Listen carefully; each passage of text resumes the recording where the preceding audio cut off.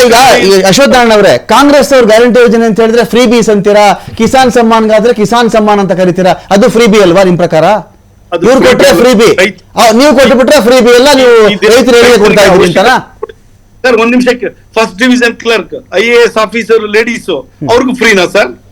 ಏನರ್ಥ? Income tax pair bus ಅಲ್ಲಿ free ಓಡಾಡೋದು, ಇಸ್ ಇಟ್ ಕರೆಕ್ಟ್?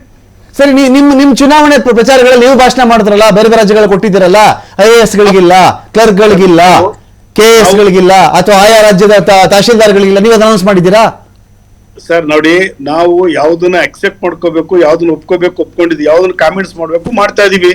ಇವತ್ತು ಅಂತ ಕೊಟ್ಟಿದ್ದಾರೆ KSRTC ಇನ್ನ ಇವತ್ತು ರಾಮಲಿಂಗಾರೆಡ್ಡಿ ಸ್ಟೇಟ್ಮೆಂಟ್ ಕೊಟ್ಟಿದ್ದಾರೆ, ಇನ್ನು 6,000 ಕೋಟಿ ಬ್ಯಾಲೆನ್ಸ್ ಇದೆ, ನಾವು ಕೊಡ್ಬೇಕಾಗಿದೆ, KSRTC ಕೊಡ್ಬೇಕಾಗಿದೆ ಅಂತ ಹೇಳ್ತೇವೆ ಸರ್ಕಾರ. ಯಾಕೆ ಮಾಡ್ಕೋಬೇಕು? ಇವತ್ತು ಫೆಬ್ರವರಿ ಮಾರ್ಚ್ ತಿಂಗಳದು ಇದು ಗೃಹಲಕ್ಷ್ಮಿ ಯೋಜನೆ 2 ತಿಂಗಳದು ಪಾಪ ಅವ್ರಿಗೆ ಪೇಮೆಂಟ್ ಎಗ್ರಿಸ್ಬಿಟ್ರಲ್ಲ ಮಹಿಳೆಯರಿಗೆ, ಈ ತರ ಮಾಡೋದು ಸರ್. ಪ್ರತಿ ಡಿಸೆಂಬರ್ ತಿಂಗಳಲ್ಲಿ ಪ್ರತಿ 4 ತಿಂಗಳಿಗೆ ಒಂದ್ಸಲ ಹೆಂಗೆ ನಾವು 2,200 ರೂಪಾಯಿ ಬಿಡುಗಡೆ ಆಗುತ್ತೆ ರೈತರಿಗೆ, ಒಂದೇ ಒಂದು ಚೂರು ವ್ಯತ್ಯಾಸ ಇಲ್ಲದೆ ಹೆಂಗ್ ಬಿಡುಗಡೆ ಆಗುತ್ತೆ? ಇಂಪ್ಲಿಮೆಂಟ್ ಮಾಡ್ತಕ್ಕಂಥ ಸಿಸ್ಟಮ್ ಆ ರೀತಿ ಇರ್ಬೇಕು ಸರ್. ಏನ್ ಸಿದ್ದರಾಮಯ್ಯ ಸರ್ಕಾರ ಅಡ್ಮಿನಿಸ್ಟ್ರೇಷನ್ ಇದೆ ಸರ್ಕಾರದಲ್ಲಿ, ರಾಜ್ಯದಲ್ಲಿ ಏನ್ ನಡೀತಿದೆ ಸರ್ಕಾರದಲ್ಲಿ? ಉಚಿತವಾಗಿ 4 ಕೊಟ್ಬಿಟ್ಟಿದೀನಿ, 4 ಗ್ಯಾರಂಟಿ ಕೊಡಿ ಸ್ವಾಮಿ. ಈ ಹ್ಯಾವ್ ಟು ಪ್ರಾಪರ್ ಆಗಿ ಇಂಪ್ಲಿಮೆಂಟ್ ಮಾಡಿ ಅದನ್ನ. ಪ್ರಶ್ನೆ ಮಾಡ್ಲಿಲ್ಲ ಅಂದ್ರೆ 2 ತಿಂಗಳದ್ದು ಎಗರಿಸ್ಬಿಟ್ಟಿರೋರು ಹೈದರಾಲಿ ತರ ಸರ್ಕಾರ ಮಾಡೋ ರೀತಿ ನೀತಿನ ಇದು. ಸುಭಾಷ್ ಹುಗಾರ್ ಅವರೇ, ಏನ್ ಬರುತ್ತೆ ಅಂದ್ರೆ ಗ್ಯಾರಂಟಿ ಯೋಜನೆ, ಅದರ ಇಂಪ್ಲಿಮೆಂಟೇಷನ್, ಗ್ಯಾರಂಟಿ ಕೊಡ್ತಿರುವ ಕಾರಣದಿಂದಾಗಿ ಕಂಫರ್ಟ್ ಝೋನ್ಗಳಿಗೆ ಕೆಲವು ಪಕ್ಷಗಳು ಹೋಗಿರ್ತಕ್ಕಂಥ ವಿಚಾರ ಅಂದ್ರೆ ಚುನಾವಣೆ ಗೆಲ್ಲುವುದಕ್ಕೆ ಏನ್ ಮಾಡಬೇಕು ಅದು ನನಗೆ ಚೆನ್ನಾಗಿ ಕರಗತ ಆಗ್ಬಿಟ್ಟಿದೆ ಅಂತ ಹೇಳಿ ಯಾವುದೇ ಪಾರ್ಟಿ ಯಾವುದೇ ರಾಜ್ಯದಲ್ಲಿ ಕೊಟ್ಟಿದ್ರು ಇದೇ ಮಾತೆ. ಇದು ಒಂದು ಭಾಗ ಇದೆ. ಇವರು ಮಹಿಳೆಯರಿಗೆ ಕೊಡ್ತಕ್ಕಂಥ ಗೃಹಲಕ್ಷ್ಮಿ ಯೋಜನೆನ ಸ್ಕಿಪ್ ಮಾಡಿದ್ದಾರೆ 2 ತಿಂಗಳ ಅವಧಿಗೆ. ಈ ತರ ಮಾಡಬಹುದು ಅಂತ ಒಂದು ಪ್ರಶ್ನೆನ ಅಶ್ವಥ್ ನಾರಾಯಣ ರೈಸ್ ಮಾಡಿದ್ರು. At the same time, if I am not wrong, ನೀವು ಚೆಕ್ ಮಾಡಿದ್ರು ಹೀಗೆ ಇರಬೇಕು, ಈ ಗ್ಯಾಸ್ ಸಬ್ಸಿಡಿ ಕೊಡ್ತೀವಿ ಅಂತ ಗ್ಯಾಸ್ ಸಿಲಿಂಡರ್ದು ಹೇಳ್ತಾ ಇದ್ರು.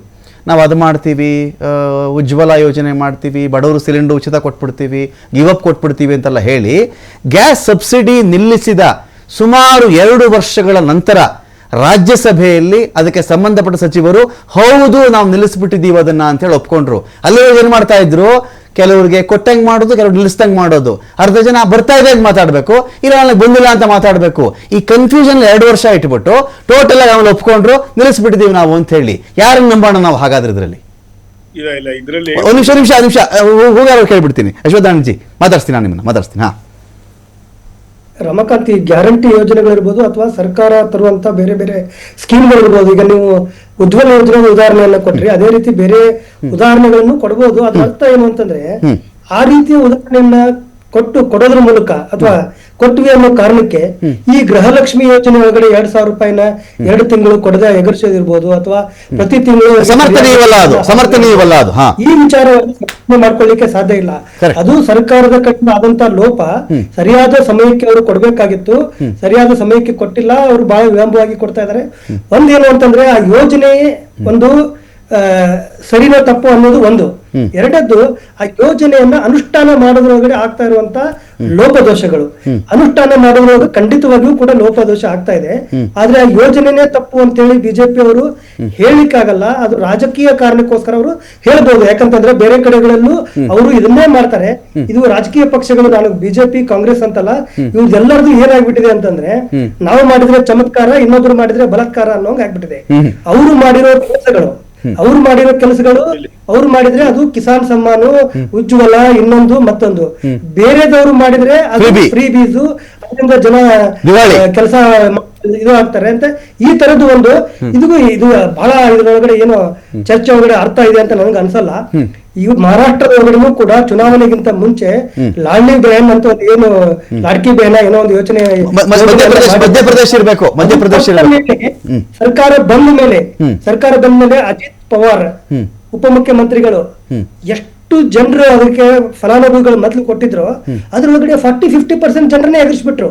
ಬೇರೆ ಏನೇನೋ ಹೊಸ ಕಂಡೀಷನ್ ಗಳನ್ನ ತಂದು ಫಲಾನುಭವಿಗಳ ಸಂಖ್ಯೆನೆ 40-50% ಕಡಿಮೆ ಆಗೋಯ್ತು. ಬಿಫೋರ್ ಇಲೆಕ್ಷನ್ ಅದನ್ನ ಮಾಡಿರ್ಲಿಲ್ಲ.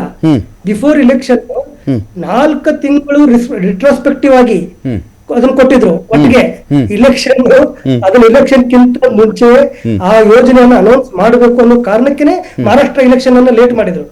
ಲೇಟ್ ಮಾಡಿ ಆ ಯೋಜನೆ ಅನೌನ್ಸ್ ಮಾಡಿ 4 ತಿಂಗಳ ಹಿಂದಿಂದ ಎಲ್ಲ ಸೇರಿ ಒಟ್ಟಿಗೆ ಕೊಟ್ಟು ಚುನಾವಣೆ ಗೆದ್ದ ಮೇಲೆ ಆ ಫಲಾನುಭವಿಗಳಿಗೆ ಬಹಳಷ್ಟು ಏನೇನೋ ಹೊಸ ಕಂಡೀಷನ್ ಗಳನ್ನ ಹಾಕಿ ಅವರು ಅದರೊಳಗಡೆ ಫಿಟ್ ಆಗ್ಲಾರ್ದಂಗ್ ಮಾಡಿ 40% ಜನರೇ ಅದರೊಳಗಡೆ ಬರ್ಲಾರ್ದಂಗ್ ಮಾಡಿದ್ರು. ಇದು ಪೊಲಿಟಿಕಲ್ ಪಾರ್ಟಿಗಳು ಮಾಡ್ತಾ ಇರುವಂತ ಕಣ್ಣಿಗೆ ಕಾಣಿಸುವಂತ ಮೋಸ. ಎಲ್ಲಾ ಪಾರ್ಟಿಯವರು ಕೂಡ ಇದನ್ನ ಮಾಡ್ತಾ ಇದಾರೆ.